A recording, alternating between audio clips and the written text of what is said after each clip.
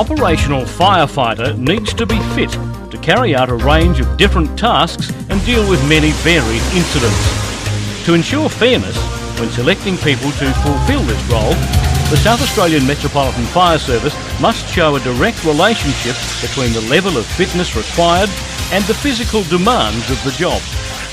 To achieve this, the Fire Service has designed and developed a series of work-related physical fitness and strength tests that reflect the nature of the physical work undertaken by operational firefighters. The purpose of this production is to provide the candidates with information on the two components of the recruit selection process: the Physical Aptitude Test Stage 1 and the Physical Aptitude Test Stage 2. For Stage 1, the test used is the Australian Sports Commission 20-metre shuttle run test. This test has been widely used in Australia by the AIS and by professional sporting bodies. It has been adopted by all Australian firefighting agencies as a recruitment selection test. The test will establish whether the candidates possess a sufficient level of cardiovascular fitness to be able to perform physically demanding firefighting tasks. The Physical Aptitude Test Stage 1 is a progressive shuttle run test designed to measure aerobic fitness. The test gives an estimate of maximum oxygen intake, which indicates how effectively the body is utilising oxygen. You'll be required to run along a 20-metre running track in time with a recorded series of beeps. The test starts at a slow pace, with the required running speed initially quite slow. You should pace yourself so that your arrival at the end coincides with the single beep. A single beep signals the end of a shuttle. A triple beep signals the end of a level. At each new level, there is an increase in running speed. Your aim should be to follow the increasing pace until the level of 9.6 is achieved. You must place 1 foot on or over the blue 20-metre line before returning to the other end. You should not commence the next shuttle until the beep has sounded. If you fail to place 1 foot on or over the blue 20-metre line before returning, or if you start a shuttle before the beep has sounded, then a referee will issue a yellow card warning. If you receive 4 yellow card warnings, your test will be concluded. There is a red line 2 metres before the 20-metre line. If you fail to make this line before the beep has sounded, then the referee will issue a red card warning. The shuttle still has to be completed. If you fail to make the red line at the immediate next end before the beep, or at the same end for 2 beeps in a row, your test will be concluded. If, after you receive a red card warning, you make the red line before the beep for the next 2 consecutive shuttles, then the initial red card warning will be rescinded. This concludes the description of the SAMFS Physical Aptitude Test Stage 1 Shuttle Run Test. Remember, you must pace yourself so that your arrival at the end of the shuttle track coincides with the beep. Applicants are required to complete the 9.6 level for a successful outcome.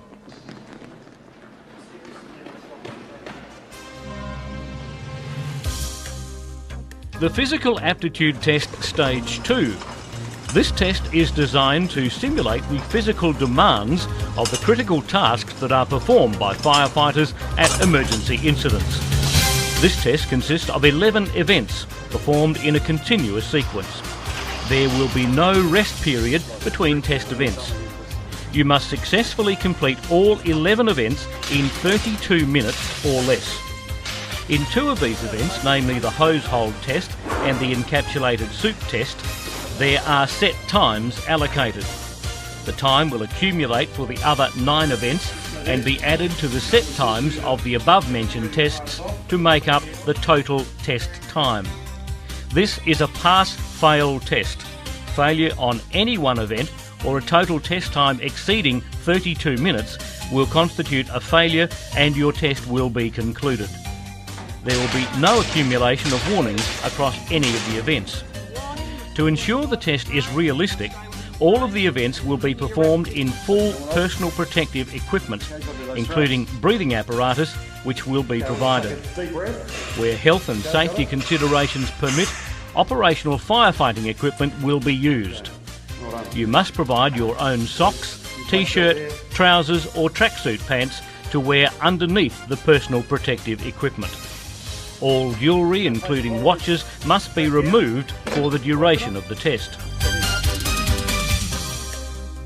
The events in order are hose hold, tunnel crawl, casualty rescue, ceiling breach and pull, ladder raise, extension and lower, tower climb and descent, container haul, forced entry, high pressure hose line drag, equipment carry and encapsulated suit. Once the test commences, you must proceed steadily between test events. Although running is not permitted, you should aim to maintain a steady pace at all times, remembering there is an overall time limit. Throughout the test you will be followed, not led, by the assessment supervisor. The role of the assessment supervisor is to time your test, monitor your safety, provide you with instructions and make any final decisions regarding your performance. Additional assessors will be present during the test. Event 1 is the hose hold test. This test is designed to simulate the demands of the critical task of holding a 64mm hose line against water pressure. Yep, pick the hose up. As you get comfortable, we've got these indicators for you. This is a functional capacity test designed to test physical strength, core stability, balance and coordination. The hose has been marked to assist you to gain a safe and effective hold. Your rear leg should be placed against the largest white band. Your rear hand should be placed on the smaller white band. Your front hand should be placed on the white band marking the branch control lever. The assessment supervisor will ensure you have adopted a safe method of holding the hose before commencing the test. During the familiarisation period of 1 minute, the assessment supervisor may suggest changes to your grip or position. For the first minute, you will be required to hold the hose at a pressure of 500 kilopascals and direct the water stream between two bollards. If you lose control of the hose during the first minute or step outside the marked square, the assessment supervisor will assist you to regain grip and the first minute will be restarted. At the end of the first minute, the hose pressure will be increased to 700 kilopascals and you will be expected to hold and control the hose for 2 minutes. You will direct the water stream between two bollards while remaining inside the marked square. The water stream will be required to be directed to the inside of each bollard and held for 30 seconds. You will be directed to alternate between bollards every 30 seconds by the assessment supervisor. If the water stream goes outside the bollard or the water stream isn't rotated or controlled as instructed, you will receive a warning. If a second warning is received, or if the candidate moves outside the marked square, the test will be concluded. Okay, that's your second warning. The test is concluded. Close the branch. Event 2 is the tunnel crawl test. This test is designed to simulate the critical demands of the task of searching for a fire victim in limited visibility in an unpredictable area. This is a functional capacity test designed to test the candidate's ability to work in a confined space. For this test, you will wear personal protective clothing and a breathing apparatus set with a restricted vision mask. Restricted vision face mask over the top. The mask is not connected to the cylinder and normal air will be breathed. You will be required to crawl on your hands and knees through a tunnel maze, navigating around, over and under obstacles. In addition, you will be required to locate and climb a short ladder and negotiate a down ramp. During the assessment, you will wear a restricted vision face mask to simulate the limited visibility conditions encountered by firefighters. The assessment supervisor will ensure the face mask is fitted safely and securely prior to the commencement of the assessment. If you take off the breathing apparatus face mask or the restricted vision visor at any time during this event, your test will be concluded. You will navigate using a secured guideline throughout the tunnel. The assessment supervisor will assist to locate the guideline as you enter the tunnel. Throughout the maze, the assessment supervisor will continually monitor your movements. If for any reason you cannot continue and choose to end the test, stop and place one hand on the top of your head. Okay, you sit still. I come to help you out. You just remove your restricted vision mask. Your test is now concluded. We'll remove your mask and we will take you out of the tunnel. The supervisor will remove your face mask and escort you to the nearest exit point. If you require assistance at any point, your test will be concluded. As you reach the end of the tunnel, the assessment supervisor will assist you to exit and remove the face mask.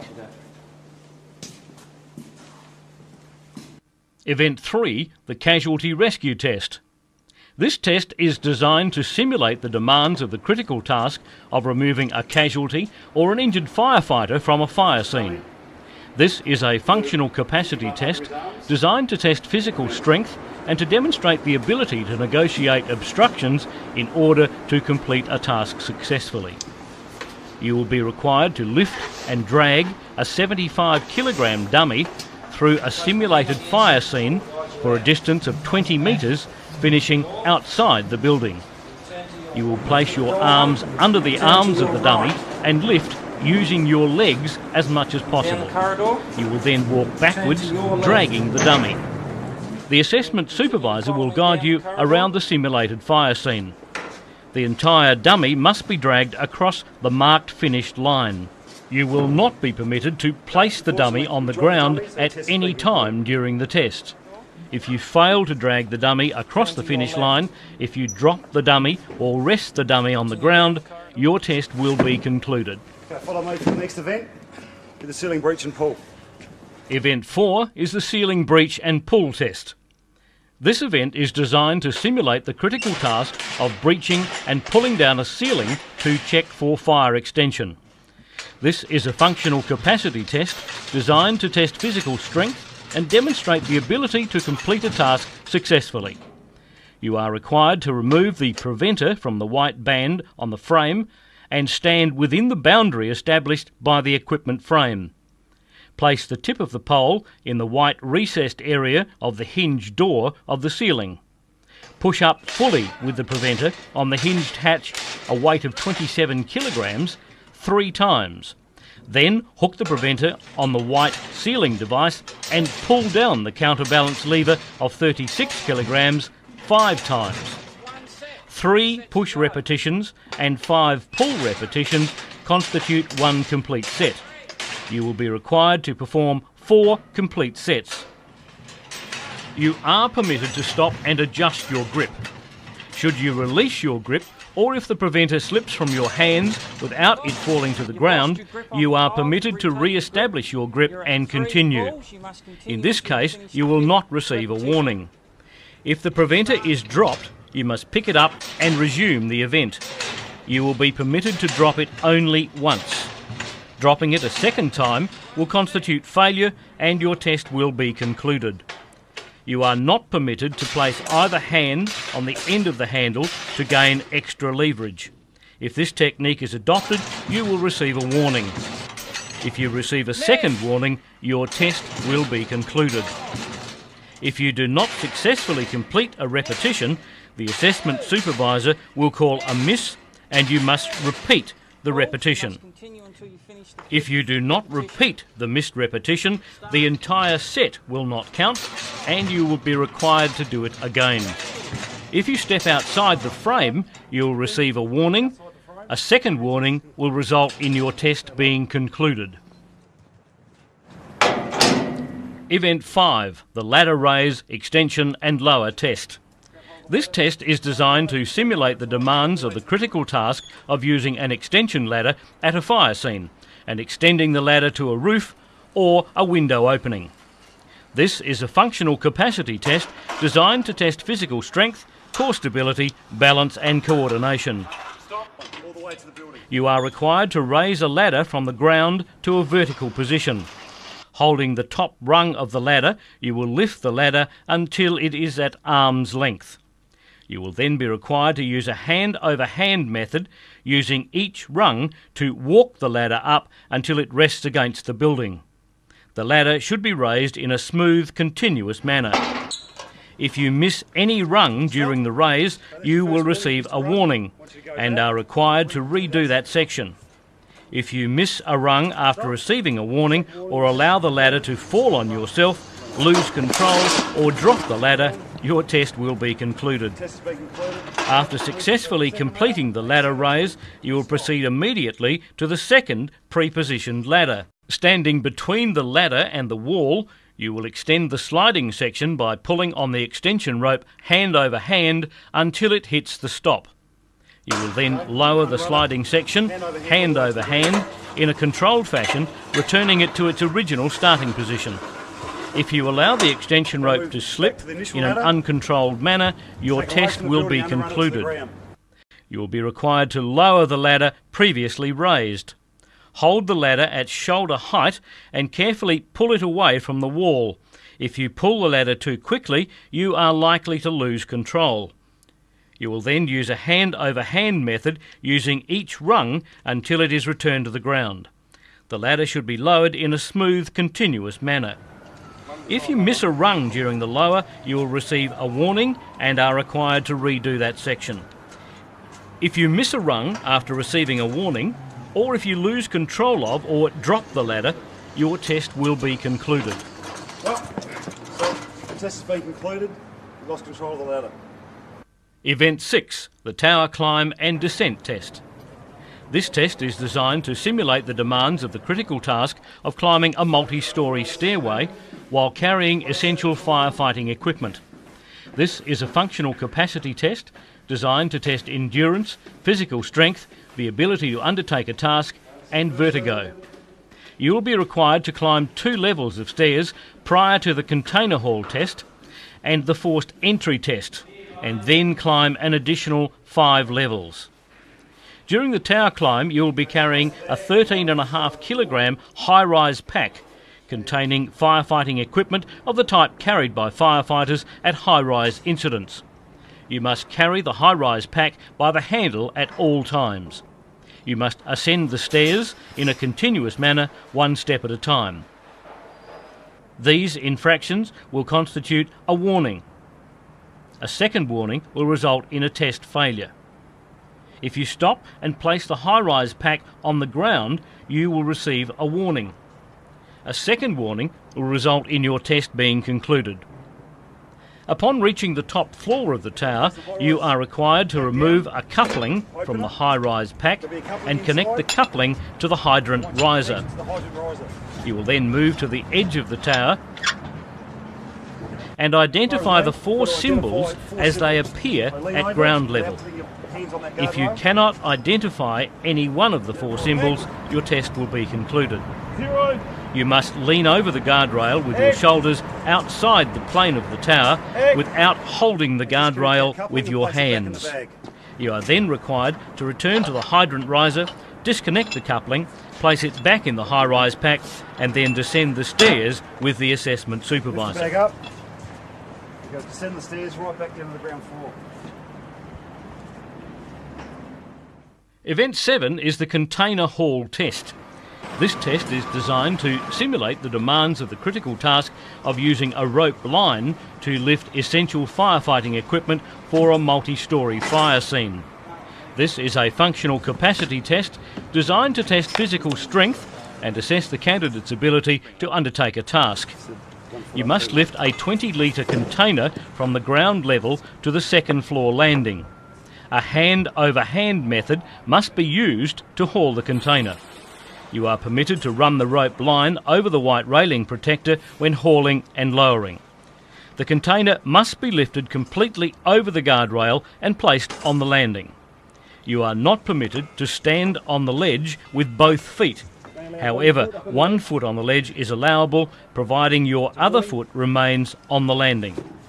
If you do not use a hand-over-hand method to lift the container, if you do not keep 1 foot firmly planted on the landing, or if you place both feet on the ledge, you will receive a warning. If you receive a second warning, your test will be concluded. If you allow the container to fall at any time during the test, your test will be concluded. Event 8, the Forced Entry Test. This event is designed to simulate the demands of the critical task of using force to open a locked door. This is a functional capacity test designed to test physical strength, core stability, balance and coordination. You will use a 4.5 kilogram sledgehammer to strike the measuring device in the target area until the buzzer is activated. This will activate when an accumulative force of 136 kilograms, 300 pounds, has been reached. If while swinging the sledgehammer you lose control and release it from both hands, your test will be concluded. After conclusion of this event, you will be required to place the sledgehammer on the ground adjacent to the forced entry simulator. Event 9 is the high pressure hose line drag test. This test is designed to simulate the demands of the critical task of advancing a high pressure hose line from the appliance to the scene of a fire. This is a functional capacity test designed to test physical strength and assess the candidate's ability to undertake a task. You will be required to drag the high pressure line by the branch handle for a distance of 20 metres around obstacles, which will include a 90-degree turn around a drum. You must drag the hose line until the branch is completely across the marked finish line. If you fail to go round the drum or to go outside the marked laneway, you will receive a warning. If you receive a second warning or you fail to drag the branch line past the marked finish line, your test will be concluded. After you have crossed the finish line, you will turn around and pull an additional 10 metres of hose over the finish line using a hand-over-hand method. You are not permitted to use your body weight by walking back with the hose line. If you use this technique, you will receive a warning. If you receive a second warning, your test will be concluded. You must remain behind the finish line at all times. If you step in front of the line, you'll receive a warning. If you step across the line after you receive a warning, or if you cannot pull the 10-metre white band across the finish line, your test will be concluded. Event 10 is the equipment carry test. This test is designed to simulate the demands of the critical task of removing firefighting equipment from an appliance and carrying it to an incident. This is a functional capacity test designed to test physical strength and assess the ability to undertake a task. You will remove 3 pieces of equipment, 1 item at a time, from the appliance lockers, then carry that item along a marked route for a distance of 20 metres. Each item must be carried and placed in the marked square. If you stop and rest at any time on the ground or go outside the marked route, you will receive a warning. If you receive a second warning, your test will be concluded. Each item must be carried using the handle indicated by the white band. If at any point during the test you drop a piece of equipment, your test will be concluded. Event 11 is the encapsulated suit test. This test is designed to simulate the demands of the critical task of wearing breathing apparatus and an encapsulated suit at hazardous materials incidents. This is a functional capacity test designed to assess the candidate's ability to undertake a mundane task wearing an encapsulated suit, working in conditions with high heat and humidity.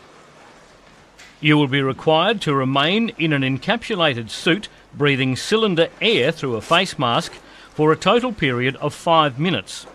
The temperature of the room will be set at approximately 36 degrees.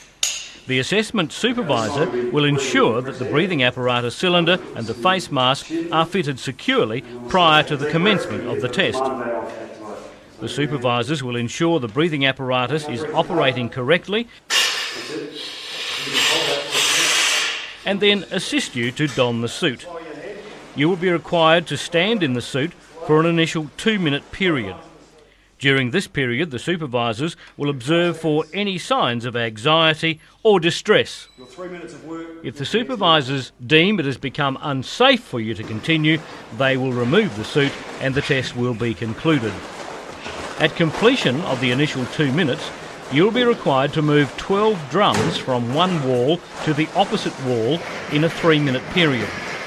To successfully complete the test, the drums must be stacked in an alternating checkerboard pattern as currently displayed. You are required to lift the drums by the handle. You must stack the drums, aligning the handle with the recessed area underneath the drum. If the drums have been stacked as directed before the 3-minute period, you are required to remain in the suit until the 3-minute period has elapsed. If the checkerboard pattern is not completed, or if a drum is dropped, the test will be concluded. If you cannot remain in the suit, raise your hand.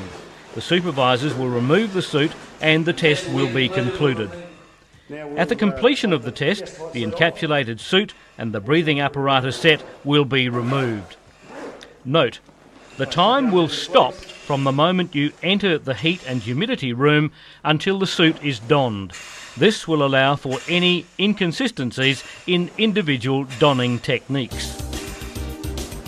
This concludes the description of all 11 events of the SAMFS Physical Aptitude Test Stage 2. Remember, this is a timed test.